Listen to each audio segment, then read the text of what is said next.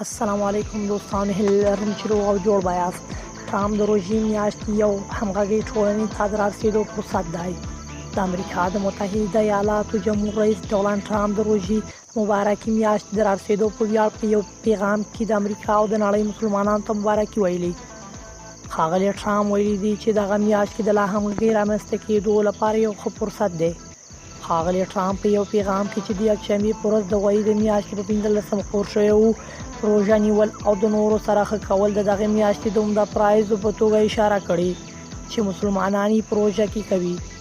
په دغه پیغام کې چې د سپینې ماڼۍ په ویب پاڼه کې خپور شوی و، ښاغلی ټرامپ ویلي دي چې په دغه معنوي سفر کې چې مسلمانان یې د خدای جل جلاله څخه د شکر ادا کولو، رحمت او بخښنې غوښتلو لپاره کوي، موږ ټولو ته دا فرصت راکوي چې د هغې د نعمتونو په اړه مننه وکړو چې موږ ته یې راکړل شوي او د یو بل سره د لا زیات مشارکت او همکارۍ په لاره کې هڅې وکړو. ښاغلی ټرامپ وایي میلانیا ټرامپ هم د دې میاشتې لمانځلو لپاره له هغې یو ځای خپلې ښې هیلې او د امریکا د نړۍ مسلمانانو ته رسوي.